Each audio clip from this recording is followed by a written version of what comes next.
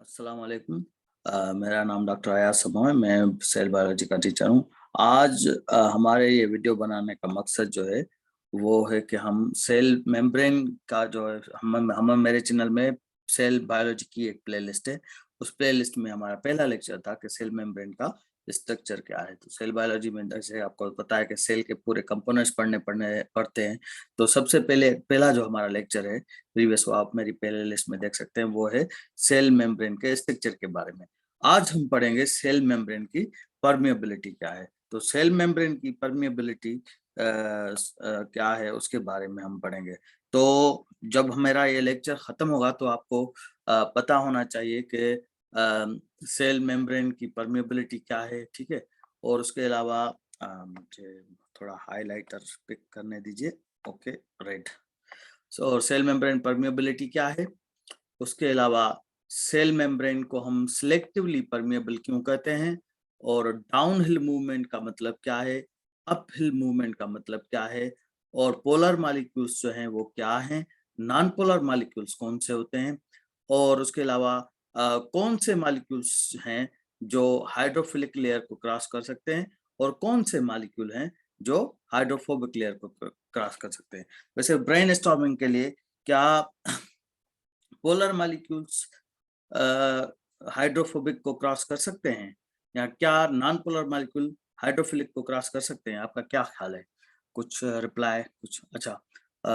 ये आपको जो है वो अगर रिप्लाई है आपका तो आप हमारे कमेंट सेक्शन में आप जो है वो आप लिख सकते हैं अभी। तो उसके अलावा आपको पता चलना चाहिए कि केमिकल ग्रेडियंट क्या है और इलेक्ट्रोकेमिकल ग्रेडियंट क्या है। ये चीजें जो हैं वो सेल मेम्ब्रेन की परमिएबिलिटी को समझने में बड़ी आसानी होगी आपको। तो सेल मेम्ब्रेन की परमिएबिलिटी से हमारी क्या मुराद है? तो सबसे पहले तो हमें ये पता चलना चाहिए कि सेल मेम्ब्रेन जो है वो एक फ्लूइड टाइप स्ट्रक्चर होता है, जो जिसमें लिपिड्स होते हैं और प्रोटीन्स होते हैं, जो इजीली रोटेट करते रहते हैं या मूव करते रहते हैं, और साइडवेज जो है लिपिड बायलेयर में जो है वो घूमते रहते हैं। ये देखें आप, यहाँ पर ये जो है वो अपना ये फॉस्फेट है, ठीक है, और ये लिपिड्स हैं और ये प्रोटीन्स हैं, ये घूमते रहते हैं। यूं मेम्ब्रेन जो है हमारे सेल की, और जो है ये आपस में टकराते रहते हैं, होते रहते हैं। तो मेम्ब्रेन फ्लूइडिटी जो है वो मेम्ब्रेन हमारी उसकी फ्लूइडिटी जो है, या फ्लूइड के कितना क्रॉस कर सकता है, उसमें से कैसे क्रॉस कर सकता है, वो डिपेंड करता है कि हमारी ये जो सेल है, इस सेल की जो मेम्ब्रेन है, उस मेम्ब्रेन में डबल बॉन्ड्स कितने होते हैं fatty acid in the fatty acid tails, ठीक है। अगर देखें आप, ये फैटी एसिड टेल है, फॉर एग्जांपल ये फैटी एसिड टेल है, इसमें अगर ये यूं हो, फिर इसके करीब यूं हो, यूं हो, यूं हो, तो ये बिल्कुल पेक पेक पेक जो है वो लाइक स्ट्रक्चर रहा है, यूं हो, यूं हो, यूं, तो ये परमिएबल नहीं होगा, ठीक है ना। इसलिए ये जो है ये लिपिड जो लिपिड के टेल्स हैं, ठीक है, और ये परमेबल नहीं होगा, इसलिए जो है क्या है कि इनमें डबल बॉन्ड जो है, क्योंकि फिर इसमें से जो है ना फ्लूइड नहीं बच सके, क्योंकि आप देखें इसमें बिल्कुल स्पेस है ही नहीं। तो इसलिए क्या है कि यूं ये जो लिपिड बायलेयर है उसका जो जो फैटी एसिड टेल है, उस फैटी एसिड टेल में यूं एक किंक है। अगर आप यहाँ पर देखेंगे तो ये आपको यहाँ पर ये स्ट्रक्चर नजर आएंगे, ये किंक है, ठीक है। ये किंक मतलब ये डबल बॉन्ड है। तो डबल बॉन्ड की वजह से थोड़ा जो है वो स्पेस क्रिएट किया।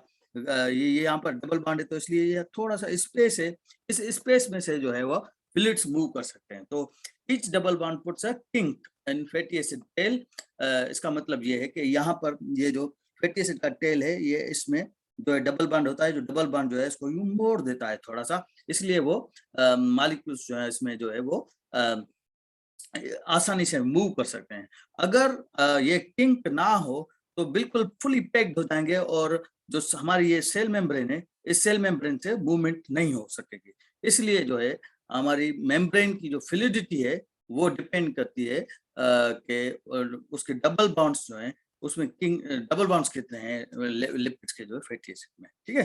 तो मेम्ब्रेन फ्लूइडिटी जो है अलाउज द लिपिड बायलेयर जो है वो सेल्फ seal if torn, अगर ये टूट भी जाए, फॉर एग्जांपल ये टूट जाए तो ये खुद दोबारा फिर आपस में ये जुड़ जाते हैं, क्योंकि ये बहुत छोटे छोटे होते हैं, ठीक है।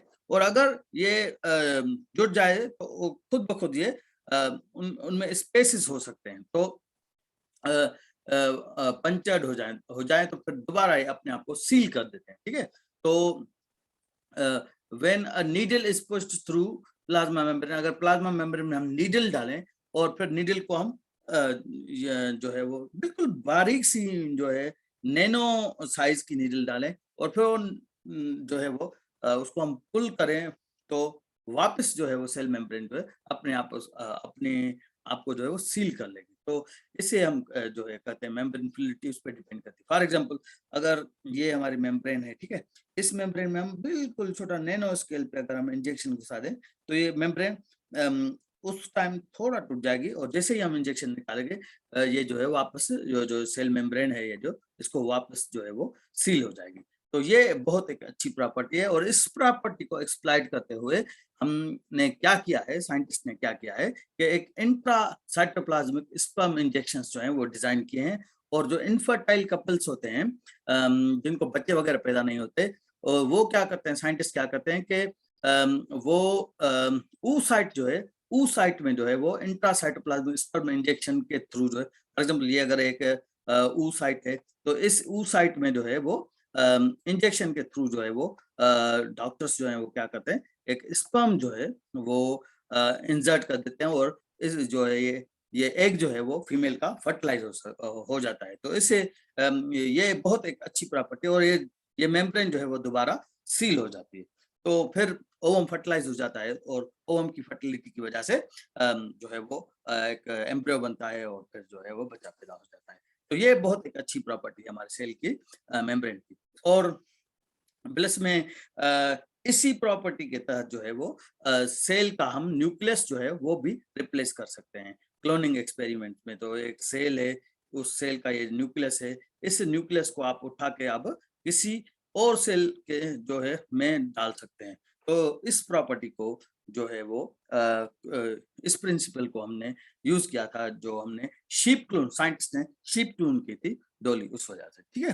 तो जब हम कहते हैं सेल मेम्ब्रेन जो है वो सिलेक्टिव परमेबल है, तो उसका मतलब क्या है? तो सिलेक्टिव परमेबल के लिए हमें पता होना चाहिए कि परमेबल क्या है और इम्परमेबल क्या है। परमेबल का मतलब है कि structure permits the passage of substances through it.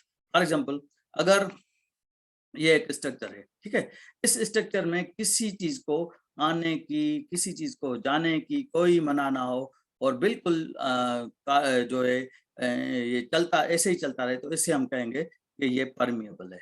Impermeable का मतलब क्या है? इम्परमिएबल का मतलब है कि किसी स्ट्रक्चर में ना कोई चीज अंदर से बाहर जा सकती है, ना कोई चीज बाहर से अंदर आ सकती है, तो इसे हम कहते हैं इम्परमिएबल।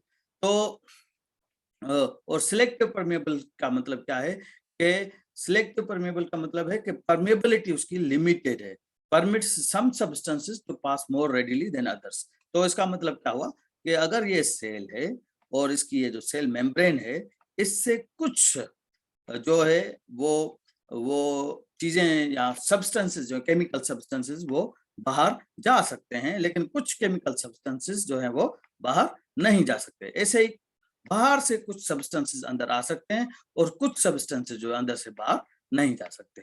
तो इसे हम कहते हैं सिलेक्टिवली परमेबल। तो सेल मेम्ब्रेन जो है वो सिलेक्टिव परमेबल इसलिए कहा जाता है कि सेल मेम्ब्रेन अगर हर किसी चीज को परमिट करेगी, तो उसमें से जरासीम भी सेल में आ सकते हैं, सेल में प्रोटीन्स भी आ सकते हैं, सेल में पूरा सोडियम आ सकता है, सेल में जो है वो हर चीज। अगर सेल मेम्ब्रेन इम्परमेबल हो तो इसका मतलब बाहर से जो हम खाना वगैरह खाते हैं, हमें भूख लगती है, वो खाना जो है वो हमारे जिस्म में अगर जिस्म के सेल्स की जो मेम्ब्रेन है वो इम्परमेबल है, तो हमारे सेल्स में खाना जाएगा ही नहीं, तो हमारी भूख नहीं मिटेगी। इसलिए जो है वो यहाँ पानी वगैरह हो गया, या हमारे मिनरल्स जो हम कंज्यूम करते हैं वो सेल के अंदर जा नहीं सकते। इसलिए सिलेक्टिव परमेबल है। सेल हमारे में बहुत एक कॉन्शियसनेस है जो जिसके साथ वो डील करता है। फॉर एग्जांपल तो कुछ सब्सटेंसेस को वो बाहर से अंदर जाने देता है, कुछ को अंदर से बाहर आने देता है, लेकिन सबके लिए जो है फ्री एंट्री नहीं है सेल में। तो इसलिए हम इसे कहते हैं सिलेक्टिवली परमिएबल। तो अगर ये परमिएबल हो जाए पैथोजेंस की वजह से, तो पैथोजेंस जो है वो सेल को खा जाएंगे और सेल की मेम्ब्रेन रप्चर हो जाएगी, सेल की डेथ हो सकती है। तो इसे हम इस कॉन्सेप्ट को हम कहते हैं, इसलिए कहते हैं हम कि सेल मेम्ब्रेन जो है वो सिलेक्टिवली परमिएबल है। तो पोलर मॉलिक्यूल्स जो हैं वो कौन से होते हैं? तो पोलर मॉलिक्यूल्स जो हैं बेसिकली वो मॉलिक्यूल्स होते हैं जिनमें इलेक्ट्रॉन, सॉरी ये कुछ गड़बड़ हो गया, आप ऐसा समझ लें। पोलर मॉलिक्यूल्स जो हैं जिसमें मैं थोड़ी टाइपिंग मिस्टेक हो गई, तो पोलर मॉलिक्यूल्स जो हैं which share unequal pair of electrons are called polar molecules. तो पोलर मॉलिक्यूल्स जो है वो वाटर में डिसॉल्व हो सकते हैं, जैसे कि उसका एग्जांपल जो है वो वाटर खुद है, या आयनिक सब्सटेंसेस हो गई। तो ये चीजें जो है वो वाटर में पोलर मॉलिक्यूल्स डिसॉल्व हो सकते हैं। नॉन पोलर मॉलिक्यूल्स क्या हैं? तो नॉन पोलर मॉलिक्यूल्स जो हैं वो हैं कि जिनमें जो इलेक्ट्रॉन की पेयर्स की जो शेयरिंग हो वो इक्वल बेसिस पे हो, उसे हम नॉन पोलर सब्सटेंसेस कहते हैं। तो नॉन पोलर जो है वो अपना वाटर में डिसॉल्व नहीं हो सकती, जैसा कि ऑक्सीजन हो गई या कार्बन डाइऑक्साइड हो गई। आप वाले एग्जांपल के तौर पर आप एक स्ट्रॉ लेके जब वाटर में जो है वो फूंक मारते हैं, तो ये ऑक्सीजन जब जाती है तो ऑक्सीजन के बबल्स बनते हैं, मतलब ऑक्सीजन जो है वो उसमें डिसॉल्व नहीं हो सकती, तो इसे कहते हैं। तो ये थोड़ा टाइपिंग मिस्टेक है, आप इसको इग्नोर कर दें, जैसे मैं इसको और दोबारा सही कर देता हूँ, ठीक है। और ये यहाँ पर इक्वल नहीं, ये है unequal, unequal pair of electron, ठीक है। तो इसके हम कहते हैं polar molecules. The molecules which share unequal pair of electrons are polar molecules. और पोलर मॉलिक्यूल्स जो है वो वाटर में डिसॉल्व हो सकते हैं, जैसे कि हमारा ग्लूकोज हो गया, या जैसे सोडियम हो गया, या जैसे सोडियम क्लोराइड हो गया, शुगर हो गई, ये जो है हमारे पोलर मॉलिक्यूल्स हैं। और ये पोलर मॉलिक्यूल्स जो हैं they can dissolve in the water, okay. तो नॉन पोलर जो है वो मॉलिक्यूल्स हैं जिसमें पेयरिंग, जो इलेक्ट्रॉन के पेयर्स हैं वो इक्वली शेयर होते हैं, ठीक है। तो ये हो गया। अब सेल मेम्ब्रेन जो है उसमें से कौन से मॉलिक्यूल्स की तरफ हाईली परमेबल है? तो हाईली परमेबल का मतलब है कोई एंट्री में कोई रिस्ट्रिक्शन नहीं है। सेल, मिसाल के तौर पर ये अगर सेल है और इस सेल की ये जो मेम्ब्रेन है, इसमें कोई किसी चीज को आने की और किसी चीज को जाने की में कोई दिक्कत नहीं है। तो इस ऐसे जो है जो नॉन पोलर मॉलिक्यूल्स हैं, मतलब जिनके इलेक्ट्रॉन्स जो हैं वो इक्वली शेयर हैं, वो जो हैं अपना सेल में हाईली, सेल की मेम्ब्रेन जो है वो उस तरफ हाईली परमेबल है। तो ऑक्सीजन और कार्बन डाइऑक्साइड और स्टीरॉइड्स जो हैं उनको सेल में एग्जिट करने की और सेल में इंटर करने की परमिशन की कोई खास जरूरत नहीं होती, इसलिए वो हाईली परमेबल होते हैं। सेल मेम्ब्रेन उनकी तरफ जो है वो हाईली परमेबल होते हैं। मॉडरेटली परमेबल का मतलब क्या है कि जो छोटे, ठीक है, स्मॉल और अनचार्ज पोलर मॉलिक्यूल्स होते हैं, वो जो हैं they can also cross the cell membrane. तो सेल, लेकिन ऐसे नहीं कि वो उनकी एंट्री जो है वो एंट्री पर कोई जो है वो ऐसे ही आ जा सकते हैं, ऐसे नहीं। मॉडरेटली परमेबल है, थोड़ा थोड़ा जो है वो सेल की मेम्ब्रेन से वो क्रॉस हो सकते हैं मॉलिक्यूल, जैसे कि वाटर हो गया और यूरिया हो गया, ठीक है। तो यूरिया जो है वो waste product break down of amino acid है, ठीक है। ये जो है मॉडरेटली परमेबल है सेल मेम्ब्रेन इनकी तरफ। इम्परमेबल जो है वो जो है कौन से मॉलिक्यूल्स हैं वो बिल्कुल नहीं आ जा सकते सेल मेम्ब्रेन में फ्रीक्वेंटली, जो लिपिड बाइलेयर है वो हैं लार्ज आयंस और large uncharged polar molecules such as glucose. तो ये मॉलिक्यूल्स जो हैं, क्योंकि ये साइज में बड़े होते हैं, चार्ज होते हैं, इसलिए ये मॉलिक्यूल्स जो हैं वो सेल मेम्ब्रेन को क्रॉस नहीं कर सकते। तो आप देखें यहाँ ये जो चीजें हैं, जो ये जो लिपिड फास्फोलिपिड बाइलेयर है, इस बाइलेयर को क्रॉस कर सकता है कौन? जो है वो ऑक्सीजन, ठीक है। ऑक्सीजन जो है वो इसको क्रॉस कर सकता है, प्लस में CO2 जो है वो उसको क्रॉस कर सकता है, प्लस यूरिया जो है वो उसको क्रॉस कर सकता है, ठीक है।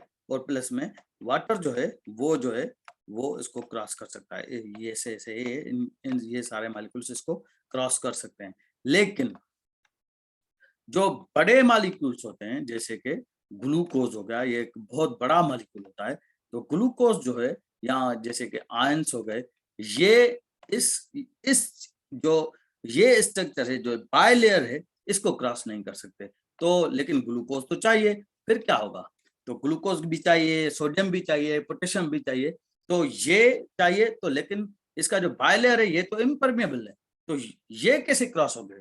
तो इनकी क्रॉसिंग के लिए, ग्लूकोज की और आयन की क्रॉसिंग के लिए हमारे पास मेम्ब्रेन में एक स्पेशल ट्रांसपोर्ट की फैसिलिटी होगी, जिसे हम जो है वो पोर्स कहते हैं या प्रोटीन चैनल्स कहते हैं या इंटीग्रल प्रोटीन चैनल्स कहते हैं। तो ये जो है यहाँ से ये पोर जो है, इसमें से ग्लूकोज भी क्रॉस हो सकता है, इसमें से आयन भी क्रॉस हो सकते हैं। तो डिफरेंट जो मेम्ब्रेन प्रोटीन्स हैं वो डिफरेंट चीजों की ट्रांसपोर्ट के लिए वो काम आते हैं।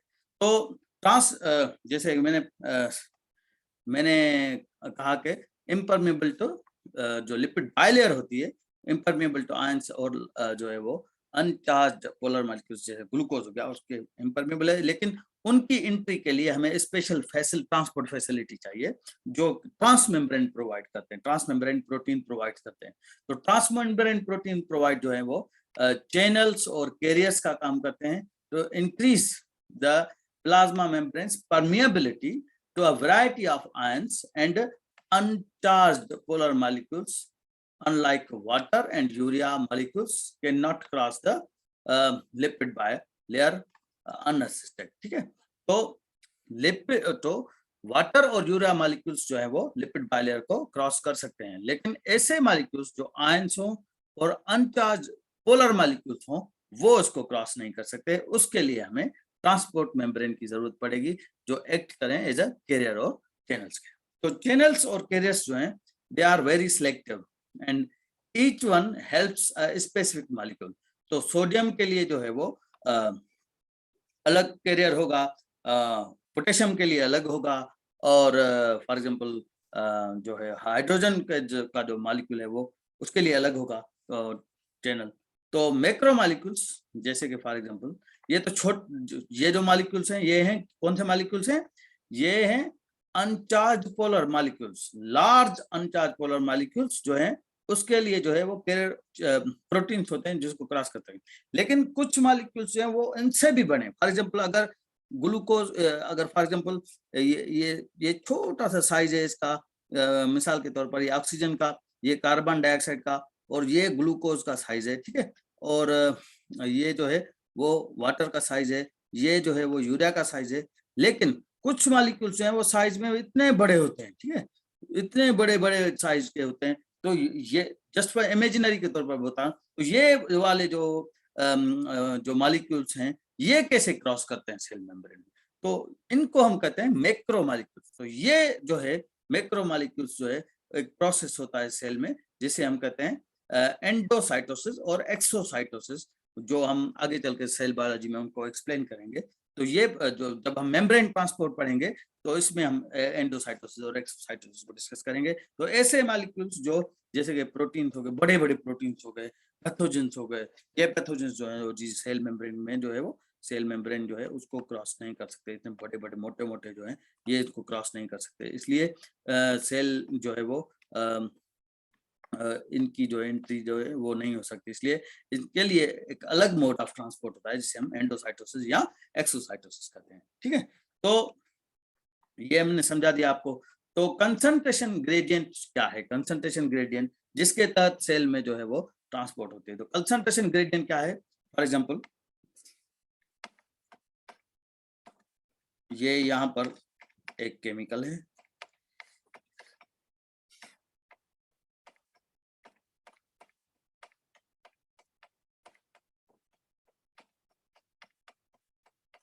यहाँ पर इसकी मिकदार जो है वो कम है, ठीक है, यहाँ पर कम है और यहाँ पर ज्यादा है। तो इसमें और इसमें ये जो डिफरेंस है उसको हम केमिकल कंसंट्रेशन ग्रेडियंट कहते हैं। The difference in the concentration of a chemical from one place to, ये फॉर एग्जांपल प्लेस ए है, ठीक है, और ये प्लेस जो है वो बी प्लेस है। तो इस प्लेस पर कंसंट्रेशन कम है, इस प्लेस पर कंसंट्रेशन केमिकल की ज्यादा है। सेम केमिकल, फॉर एग्जांपल अगर सोडियम है, ये फॉर एग्जाम्पल सोडियम है, तो सोडियम यहाँ पर कम है और यहाँ पर सोडियम जो है वो ज्यादा है। तो इसके डिफरेंस को जो है हम क्या कहते हैं, कंसंट्रेशन ग्रेडियंट कहते हैं। और कंसंट्रेशन ग्रेडियंट जो है वो सोडियम का प्लाज्मा मेम्ब्रेन के इनसाइड जो है वो डिफरेंट होता है और प्लाज्मा मेम्ब्रेन के आउटसाइड जो है सोडियम की कंसंट्रेशन डिफरेंट होती है। ऐसे ही many ions and molecules are more concentrated, कुछ मॉलिक्यूल्स जो हैं, बहुत सारे मॉलिक्यूल्स और आयंस जो हैं वो जो है वो साइटोसोल में ज्यादा होते हैं या एक्स्ट्रा सेलुलर फ्लूइड में ज्यादा होते हैं, ठीक है। तो फॉर एग्जांपल अगर ये सेल है तो जो है इस सेल में, सेल के अंदर जो है वो कुछ मॉलिक्यूल्स की कंसंट्रेशन ज्यादा होगी और सेल के बाहर कुछ मॉलिक्यूल्स की कंसंट्रेशन जो है वो कम होगी। तो पोटेशियम की कंसंट्रेशन हमेशा सेल के अंदर जो है वो ज्यादा होती है और सेल के बाहर पोटेशियम की कंसंट्रेशन जो है वो कम होती है। ऐसे ही सोडियम की कंसंट्रेशन जो है वो सेल के बाहर ज्यादा होती है और सोडियम की कंसंट्रेशन सेल के अंदर वो कम होती है, ठीक है। तो इसे हम कहते हैं कंसंट्रेशन डिफरेंट। तो फॉर इंस्टेंस यहाँ पर लिखा भी है कि oxygen molecules and sodium are more concentrated in extracellular fluid than in cytosol. तो साइटोसोल में ऑक्सीजन की और जो है वो सोडियम की कंसंट्रेशन कम होती है और आउटसाइड द सेल जो है वो ज्यादा होती है, ठीक है। और opposite is true for the carbon dioxide molecules and potassium molecule. तो पोटेशियम आयंस जो है वो और कार्बन डाइऑक्साइड वो सेल के अंदर ज्यादा होती है। तो इस डिफरेंस को जो है वो बहुत ब्यूटीफुली समराइज किया गया है इस टेबल में। तो आप देखें, ये है एक्स्ट्रा सेलुलर फ्लूइड और ये है इंट्रासेलुलर फ्लूइड। तो ये हमने एक सेल बनाया, इस सेल के अंदर जो है ये मॉलिक्यूल्स जो हैं वो देखें आप, सोडियम की कंसंट्रेशन सेल के अंदर कितनी है 10 है, पोटेशियम की कंसंट्रेशन क्या है 125 है और 40 कंसंट्रेशन मैग्नीशियम की। और बाइकार्बोनेट आयन जो है वो यहाँ पर 10 हैं, 25 यहाँ क्लोराइड आयन है और यहाँ पर फास्फेट की कंसंट्रेशन 150 है और प्रोटीन की कंसंट्रेशन 140 है। ऐसे अगर आप डिफरेंस देखें, यहाँ पर 40 है, यहाँ पर कितने 15 पोटेशियम या ECF में, ये सेल के बाहर जो कंसंट्रेशन है ये ECF है। यहाँ पर फास्फेट जो सेल के अंदर है वो कितना है 150 और यहाँ पर सेल के बाहर फास्फेट कितना है 3। क्लोराइड जो है यहाँ पर 100 है, यहाँ पर 25 हैं, यहाँ पर बाइकार्बोनेट आयन 25 हैं, सेल के अंदर जो है वो 10 हैं, ठीक है। तो ये सोडियम की कंसंट्रेशन जो है सेल के बाहर 140 है, अंदर 10 है और पोटेशियम की कंसंट्रेशन सेल के बाहर जो है 4.9 मिली इक्विवेलेंट लीटर है और सेल के अंदर जो है वो 125 है। तो इसको ये जो है ये कुल मिला के ये बात करना चाह रहा है कि सेल के अंदर और सेल के बाहर एक कंसंट्रेशन डिफरेंस है आयंस का, जो क्या करता है, the plasma membrane creates a difference in the distribution of positively and negatively charged ions between two sides of the plasma membrane। तो इस वजह से जो प्लाज्मा मेम्ब्रेन का इनर सरफेस हो, इनसाइड द सेल है, इज मोर नेगेटिवली चार्ज होता है और आउटसाइड द सरफेस जो है वो मोर पॉजिटिव चार्ज होता है। तो ये डिफरेंस होता है, ठीक है। तो ये अंदर की तरफ चार्ज का डिफरेंस क्या है और बाहर की तरफ चार्ज का डिफरेंस क्या है। The difference in electrical charges between two regions constitute the electrical gradient, or because it occurs across the plasma membrane, the charge difference is termed as a membrane potential।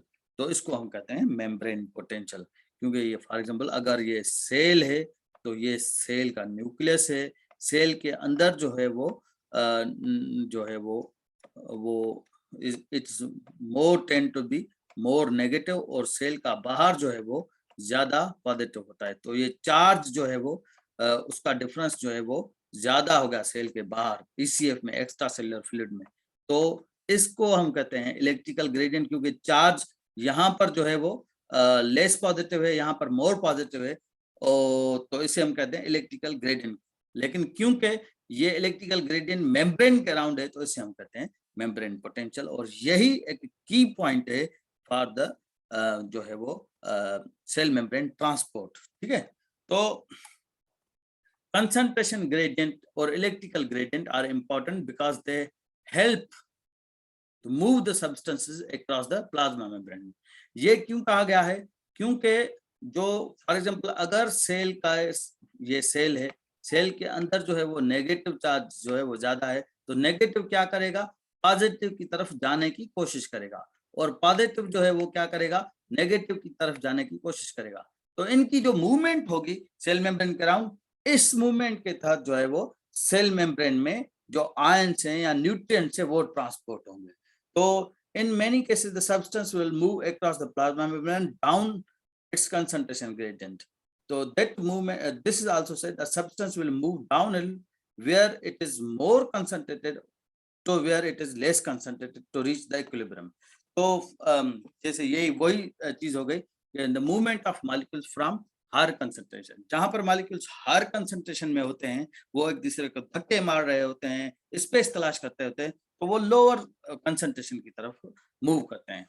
तो इसे हम कहते हैं downhill down concentration gradient या downhill movement, जिसकी मिसाल जो है वो डिफ्यूजन है। ऐसे ही अगर पॉजिटिवली चार्ज सब्सटेंस जो है वो क्या करेंगे? नेगेटिव की तरफ मूव करेंगे, और negatively charge will move tend to positive charge. तो इस कंबाइंड इन्फ्लुएंस को, जो चार्ज की जो मूवमेंट हो रही है, इस कंबाइंड इन्फ्लुएंस को हम क्या कहते हैं? इसे हम कहते हैं इलेक्ट्रोकेमिकल ग्रेडियंट। ठीक है, तो the combined influence of concentration gradient जो मॉलिक्यूल्स की होती है या आयंस की होती है, एंड द इलेक्ट्रिकल ग्रेडियंट जो चार्जेस की होती है on the movement of a particular ion is referred as electrochemical gradient. तो ये चीजें जो है वो बहुत इंपॉर्टेंट है मेम्ब्रेन ट्रांसपोर्ट को समझने के लिए। तो अगला लेक्चर जो हमारा होगा वो होगा डिफ्यूजन में। डिफ्यूजन क्या है, डिफ्यूजन के टाइप्स कौन से हैं, डिफ्यूजन में कौन से रिसेप्टर्स इन्वॉल्व होते हैं, और डिफ्यूजन के रेट को कौन से फैक्टर्स हैं जो अफेक्ट करते हैं। उसके अलावा जो है एक्टिव ट्रांसपोर्ट क्या है, पैसिव ट्रांसपोर्ट क्या है, ठीक है, ऑस्मोसिस क्या है, वो कैसे होती है, एंडोसाइटोसिस, एक्सोसाइटोसिस, पिनोसाइटोसिस, फेगोसाइटोसिस, ये कैसे होते हैं, हम अगले लेक्चर में वो जो है वो डिस्कस करेंगे। तो मेरा नेक्स्ट लेक्चर जो है वो सेल मेम्ब्रेन ट्रांसपोर्ट होगा। आपकी बहुत बहुत शुक्रिया, आपने ये मेरी वीडियो वॉच की। अगर आपको ये वीडियो पसंद है तो इसे लाइक कीजिए, शेयर कीजिए, कमेंट्स कीजिए, और मेरे चैनल को सब्सक्राइब कीजिए, और प्लीज बेल आइकन को दबाना मत भूलिएगा, क्योंकि इसी प्लेलिस्ट में सेल बायोलॉजी पे कुछ और भी वीडियोस आ सकती हैं। आपका बहुत बहुत शुक्रिया।